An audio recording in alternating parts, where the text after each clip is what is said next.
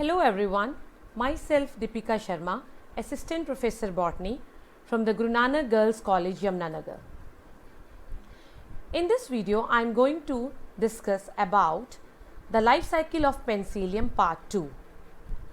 The Part 2 of the Penicillium life history, it mainly comprises the sexual reproduction and economic importance. In Part 1 of the Penicillium life history, we have already discussed about the brief history of the Penicillium, vegetative part of the Penicillium and the asexual reproduction of the Penicillium. So let us start with the what type of sexual reproduction is present in Penicillium fungus. Sexual reproduction occurs in almost all the groups of fungi except one group, that is the Deuteromycotina, that you have already studied in the classification. Deuteromycotina is also called as a fungi imperfecti. Why? Because sexual reproduction is absent in that group. But now we are going to study the sexual reproduction in Penicillium. So the first question is, what is sexual reproduction? It is the fusion of two compatible nuclei of the gametes of opposite sex at a definite stage of the life cycle of any fungus. So here the two compatible nuclei of different gametes, that is the male gamete and the female gamete, they fuse together. And the sex cells in which these nuclei they are present, they are called as a gametes, which are produced in specialized sex organ, the male sex organ and the female sex organ, called also as a gametangia. In fungus, male gametangia is called as antheridium and the female gametangia is called as ascogonium. In other groups of fungus, female gametangia is also called as a oogonium, but the Penicillium, as it belongs to the group Ascomycosetes, so the female gametangia is called as ascogonium. There are various modes of sexual reproduction in fungi, like planogametic copulation. In this type of mode of sexual reproduction, motile gametes, that is the flagellated gametes, which are also called as a planogametes, they fuse together. In this category, sexual reproduction, either one or both the fusing gametes are motile. The second one, the gametangial contact. Gametangial contact reproduction, it is one of the type of oogamous reproduction where the male gametangia is called as a antheridia and the female as a ascogonia or a oogonia. The gametes are non-motile, which are never released from the gametangia. The male and the female gametangia, they come in contact with each other. The male gametangia send a tubular outgrowth called fertilization tube that enters through the wall of female gametangia, and then the male nucleus, it enters into the female gametangia through this tube. So in this mode of reproduction, the two gametangia do not fuse with each other. And the next one is a gametangial copulation. It is that mode of reproduction where the two gametangia fuse with each other and lose their identity. It is one of the main important type of sexual mode of reproduction which is present in Rhizopus and Mucor. Spermatization. Some fungi, they produce numerous minute uninucleate spore-like male bodies or gametes called spermatia in some specialized sex organ, that is spermogonia. And these spermatia, they are transferred through various agencies to the receptive hypha, which is treated as a female gametangia, and there the fusion takes place. And the last one, somatogamy. In this mode of reproduction, the sex organs are not formed, but the fusion occurs between the two vegetative hyphae. And this type of mode of reproduction, it results in the formation of dikaryon, that is the binucleate condition. So these are some of the common mode of sexual reproduction which are present in the fungi. But what about the sexual reproduction in Penicillium? Majority of the Penicillium species, they are reproduced by conidia formation. And I already discussed about that during the asexual reproduction. That is, the asexual reproduction in Penicillium, it occurs by the conidia formation. That is the non-motile spores which are formed on the conidiophores. Sexual reproduction, it is not reported in most of the species of Penicillium, because only the conidial, which is also called the imperfect stage because it belongs to a asexual reproduction, it was only the dominating stage of the genus Penicillium. But later on it was found that only few species of Penicillium, they can reproduce by the production of ascospores and the fruiting body, that is the ascocarp. So as earlier the in Penicillium there was no sexual reproduction was discovered, so this genus was included in Deuteromycetes, fungi imperfecti. It is that group of fungus in which sexual stage was absent. But later on, one more genus of the ascomycetes was there, that is the Telleromycetes, which is also known by its perfect or a sexual stage. That is, sexual stage was discovered in this genus, Telleromycetes of ascomycetes. And the link was established with this genus, that is the Telleromycetes, with the Penicillium, which was known by only its imperfect stage, that is the conidia formation.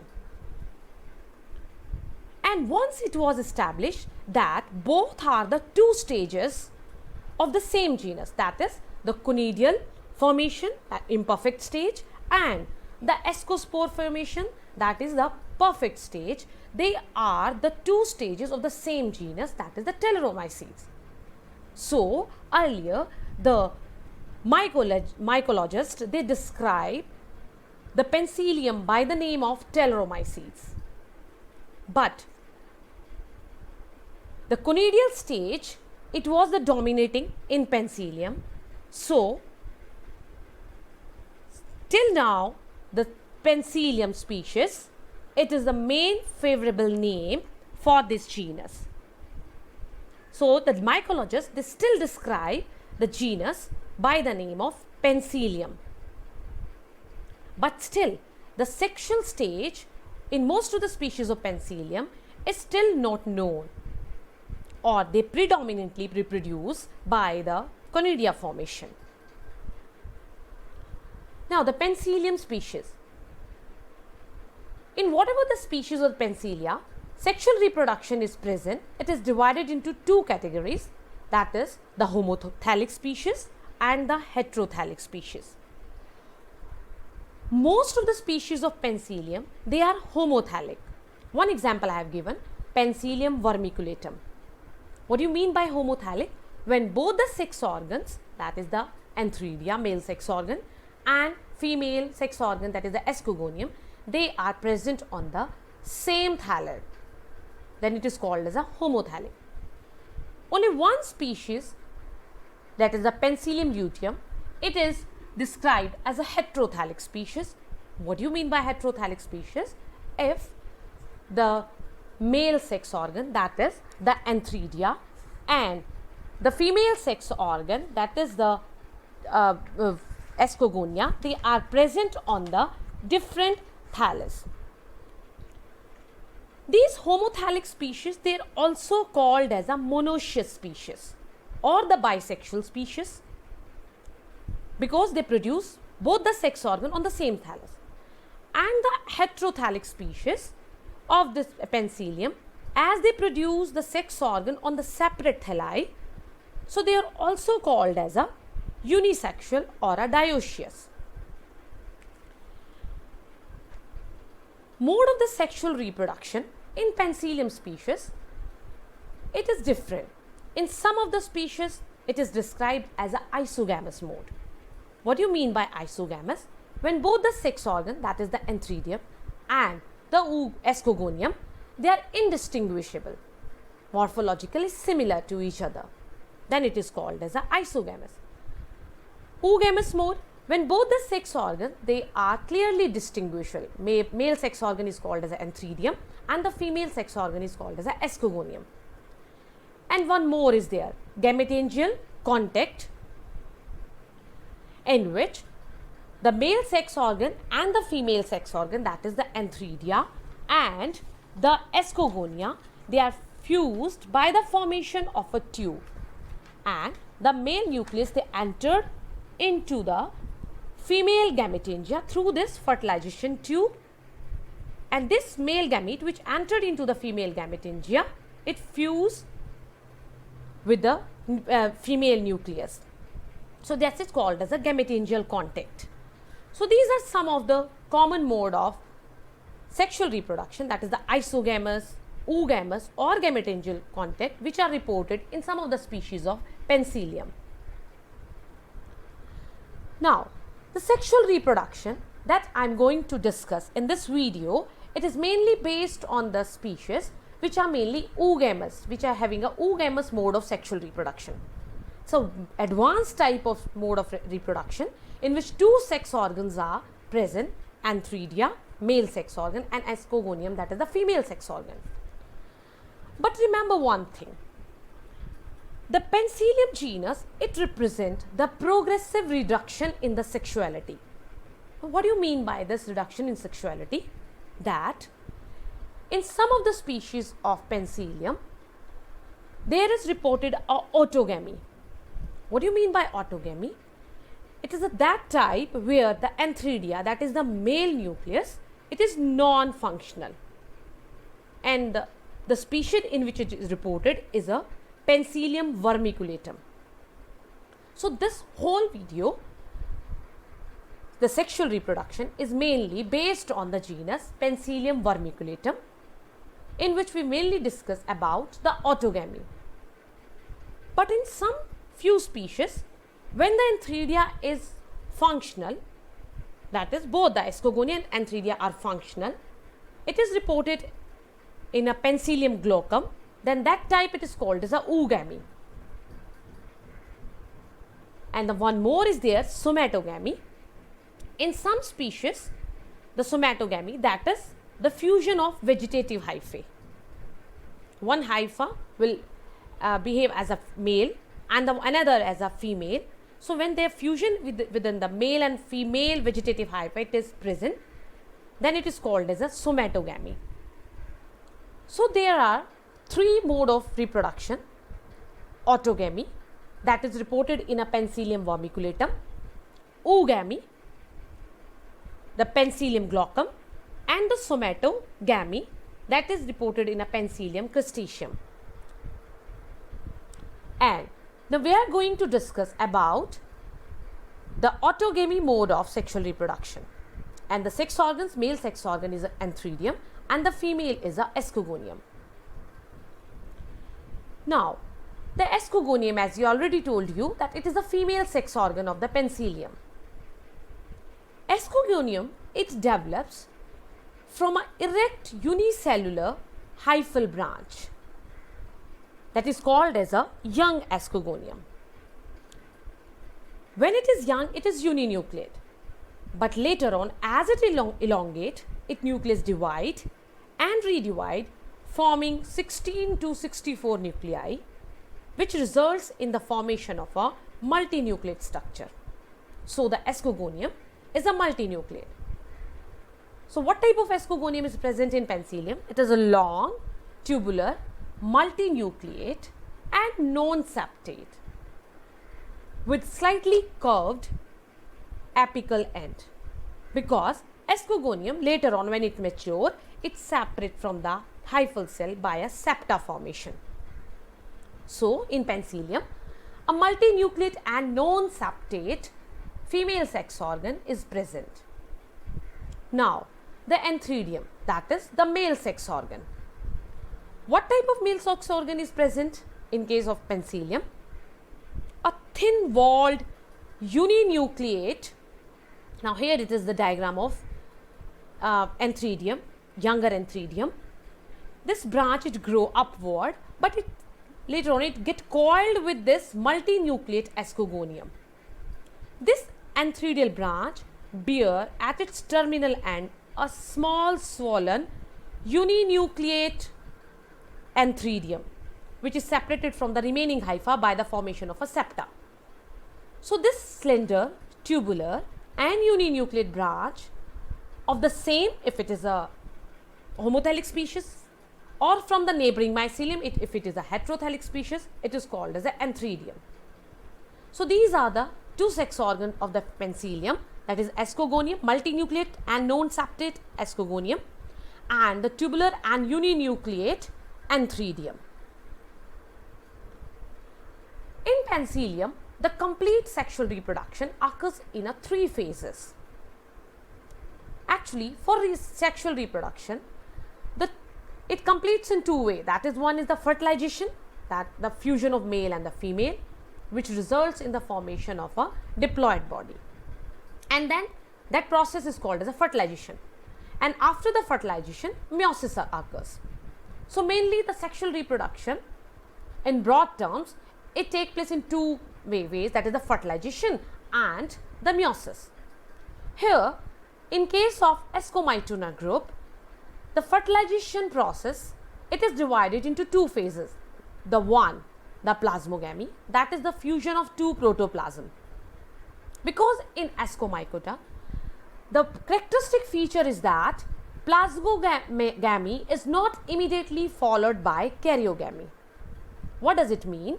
That first the protoplasm of both the antheridia and escogonium will fuse. It will result into a condition that is dikaryon, means binucleate condition. But it is not immediately followed by a karyogamy, but that is both the nuclei of the separate sex organ, they are not fused. So, plasmogamy is not immediately followed by karyogamy. So, the fertilization, it occurs in 2 phases, the plasmogamy, fusion of 2 protoplasm, the dikaryon condition, when the 2 protoplasm they get fused, the 2 compatible nuclei, male and female, they come together, and this results in the formation of a dikaryon. And then after that, the second phase of the fertilization is karyogamy. Then later on, the 2 compatible nuclei, they will fuse together, and after that, that meiosis will occur, that is this diploid nuclei, it will divide into 4 haploid nuclei. So, the complete sexual reproduction in Penicillium, it will complete in 3 phases: plasmogamy, karyogamy and meiosis. But remember, plasmogamy is not immediately followed by karyogamy in Ascomyces, that is the Penicillium. Now, let us discuss these 3 phases in detail. First, we will take plasmogamy. What do you mean by plasmogamy? In this first phase of the fertilization, there is a fusion of protoplasm except nuclei. Now, here in the diagram, this is a multinucleate escogonium, that is the female sex organ, and this is a uninucleate antheridium which coil around the escogonium. And when the tip of this antheridium, it touch the wall of the escogonium, the wall of contact dissolved and a pore developed. So, actual process of fusion have not been seen and not been much confirmed about how does the sexual fusion actually occurs. I already told you that there is a progressive reduction in sexuality of Penicillium species. So, here I am going to take a case of vermiculatum, Penicillium vermiculatum, that is the autogamy. Now, after this wall, when the wall get dissolved, the protoplasm of the male antheridium, it get entered into the female escogonium. So, here in case of this Penicillium vermiculatum, the autogamy is reported where the male nucleus remain in the antheridium, only the protoplasm get entered into the escogonium. And later on, this antheridial protoplasm, it will stimulate the further growth of escogonium. So, here this fusion of protoplasm which take place is called as a plasmogamy. After that, after the plasmogamy, there is a dikaryon phase will be there. Now, as I already told you, the three conditions are present in the penicillium. Number one, if the antheridia and the escogonia both are functional, means the antheridia is mainly functional, and male and female nuclei, they lie in a pair in the escogonium to form a dikaryon, then it is a case of a oogamous species. Means in oogamous species, during plasmogamy, the male nuclei of the antheridia also entered into the escogonia, but it is not fused. I already told you that plasmogamy will take place, but it is not followed by a karyogamy. But that nuclei will be also entered. That means antheridia is a functional, then that will be the case of a oogamy species. And this case is present in the species Penicillium glaucum. So this is called as a oogamous species dikaryon formation.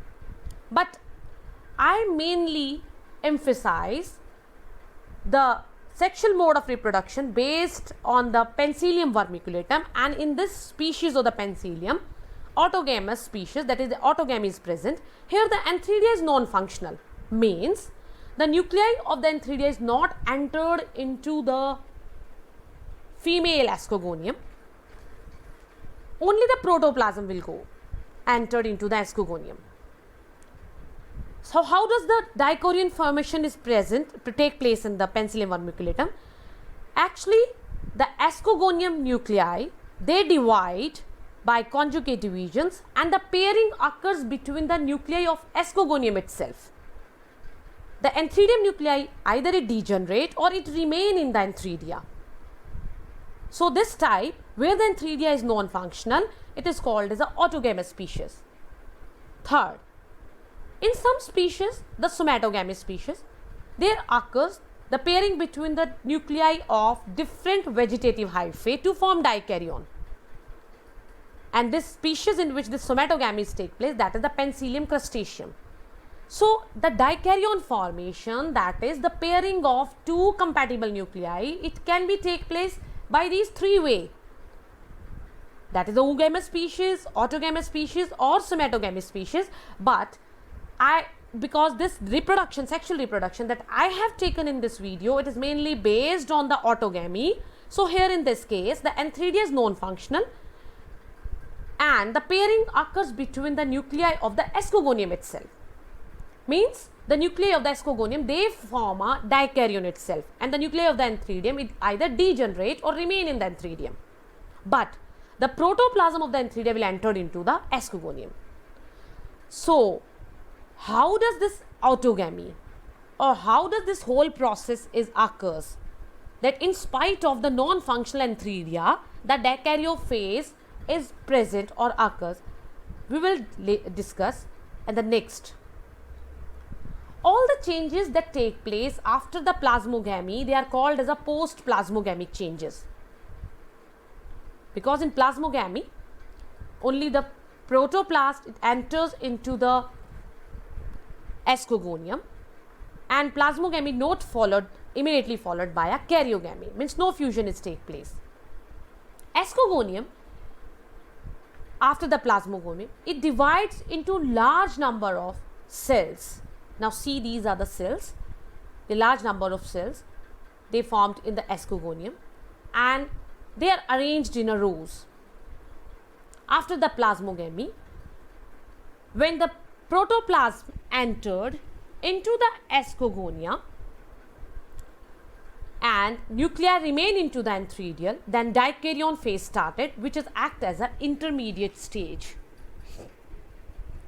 Now with the formation of dikaryon, that is here it is the dikaryon phase, the haplophase in the life cycle ends and dikaryon phase started.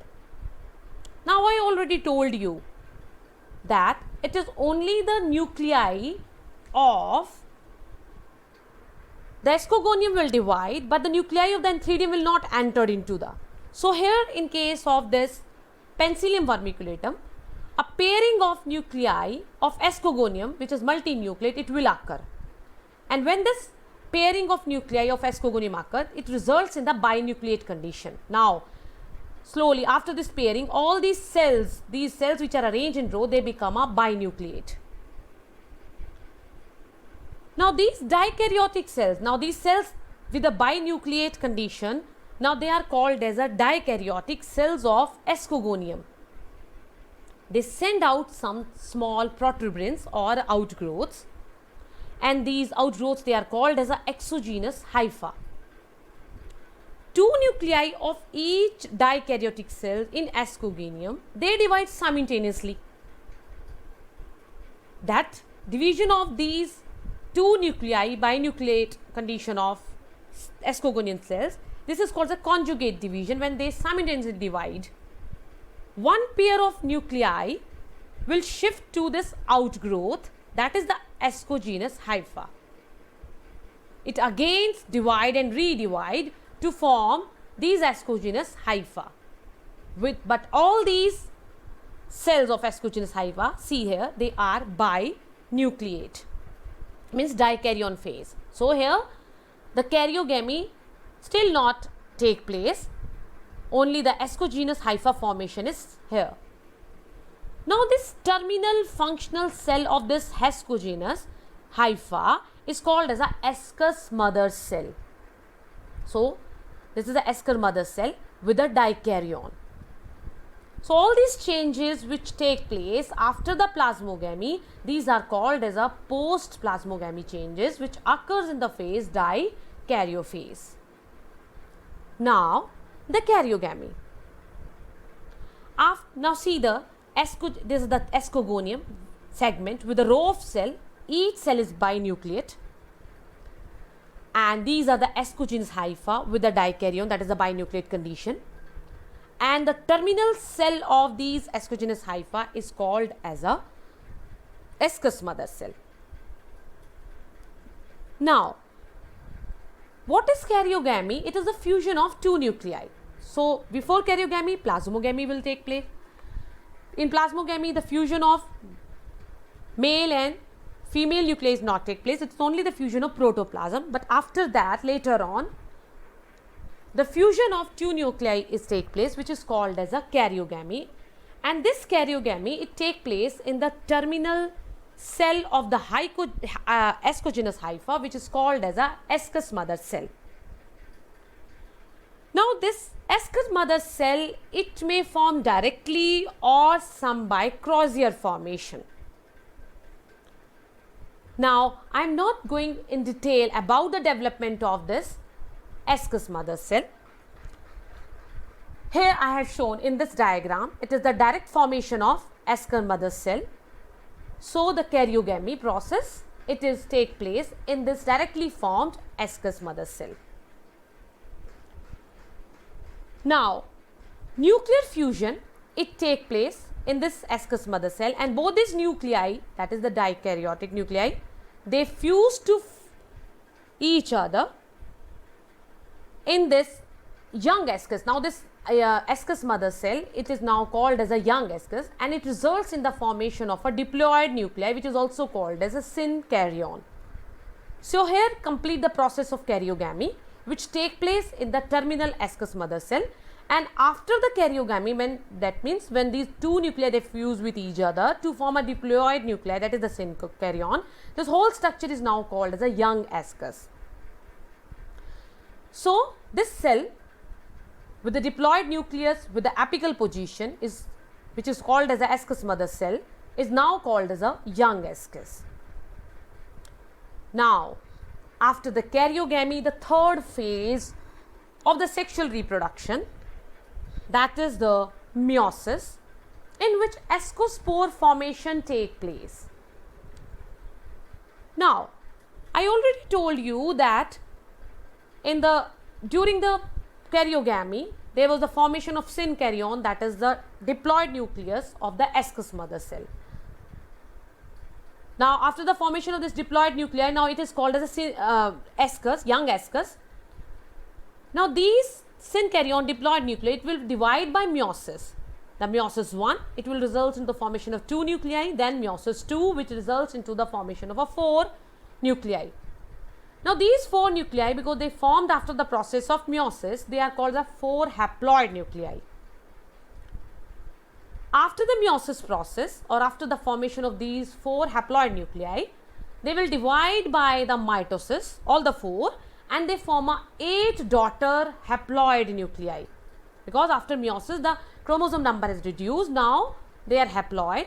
So again by mitosis the number is increased, that is they become 8, and the chromosome number is same, that is the haploid daughter nuclei. They are formed in this young ascus. Now what happened? The cytoplasm, it start collecting around these 8 nuclei. See here. And the thin walled uninucleate ascospore. Why they are called as ascospore now? Because they are formed in a body that is a mature ascus. Now they start forming. Now this young ascus, that is before the formation of this haploid nuclei, now it get converted into a mature ascus, because here this thin walled uninucleate ascospores, they get formed.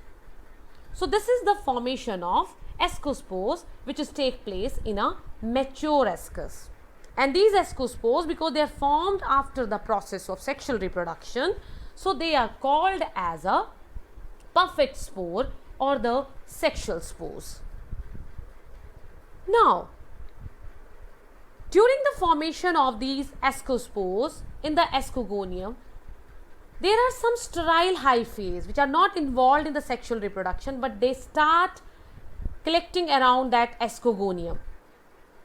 And complete ascus, the mature ascus, it is surrounded by a fruiting body formation, and this fruiting body is now called as a clistothecium. So, what do you mean by clistothecium? That when after the formation of 8 ascospores, these ascospores, that in earlier diagram, now these ascospores, they are irregularly distributed throughout the closed type of fruiting body form called ascoscarp, and this closed fruiting body which is surrounded by sterile hyphae is now called as a clistothecium.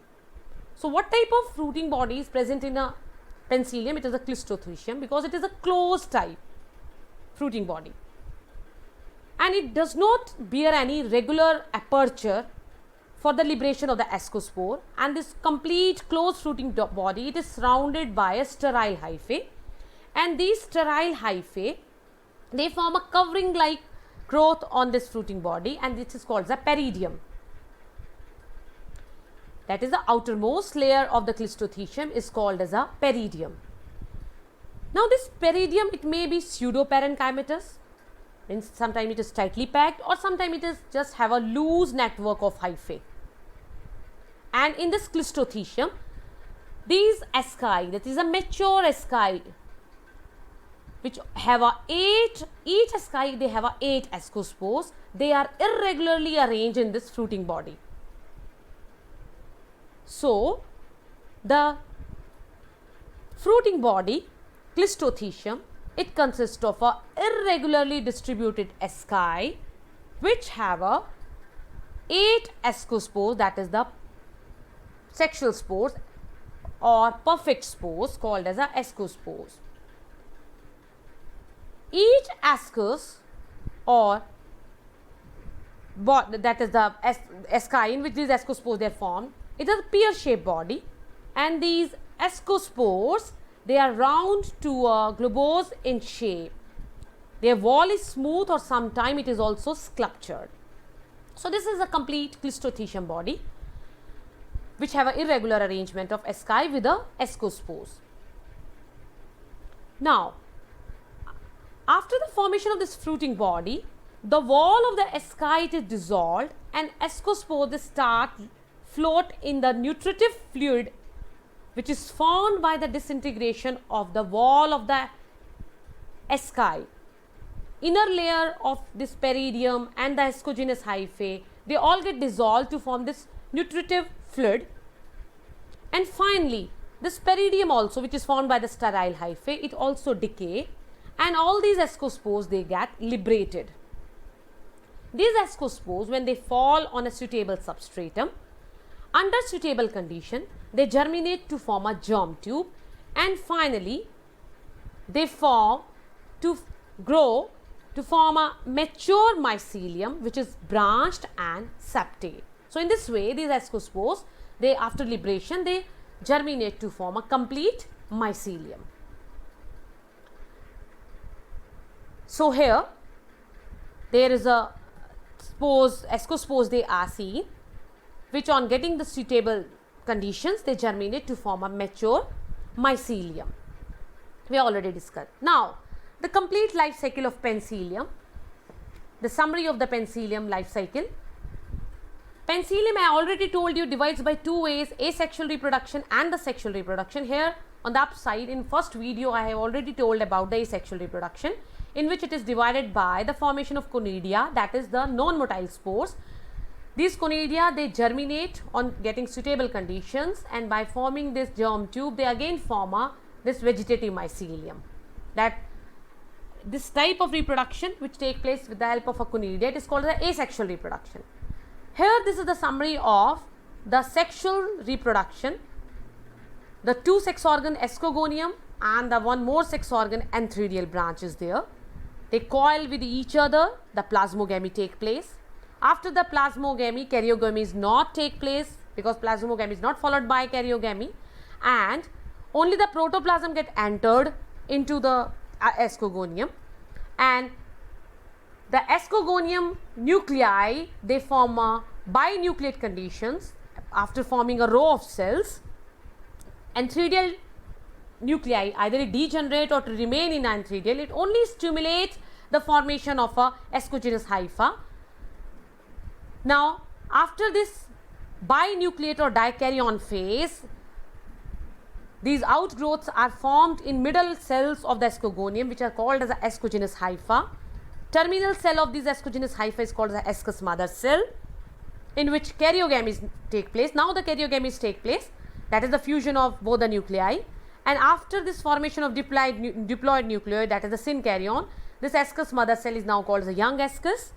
Now it is divided by one meiosis and one mitosis, which results into the formation of these 8 nuclei, haploid nuclei, and whole asci, they are enclosed by sterile hyphae, which results into the formation of a fruiting body, which is called as a clistothecium. And after the clistothecium, it can break up. These ascospores, they are released from their respective asci, and they germinate to form again a vegetative mycelium. So this is about the sexual reproduction that is take place by the perfect spores, that is called as a ascospores. Now, the economic importance of the Penicillium. The last, we are going to study the brief concept of the economic importance. I already told in my first video that the some species of the Penicillium, like Penicillium notatum and Penicillium chrysogenum, they are useful for the antibiotic production. Penicillin, the example is penicillin, and one more species of Penicillium is there, that is Penicillium graziolum. It inhibits the growth of fungi. So these antibiotic production, it is one of the main economic importance of the Penicillium species. And another importance is the cheese production, that some of the species that like Penicillium camemberti and Penicillium roqueforti, they are useful for the production of cheese. And the third one is the organic acid production, that some of the organic acids, the citric acid, oxalic acid and fumaric acid, they are also produced by the culturing of the Penicillium species. And sometimes these Penicillium species, they are also used to clean our immediate environment, and this process of by using this Penicillium culture, that is called as a bioremediation, which is one of the process of a phytoremediation, because it takes place with the help of a fungus, so it is called as mycoremediation. So here it break down some toxic compounds in the environment, and this whole process of cleaning up the environment, it is called the bioremediation, that is a mycoremediation. So these are some of the economic importance of the Penicillium species.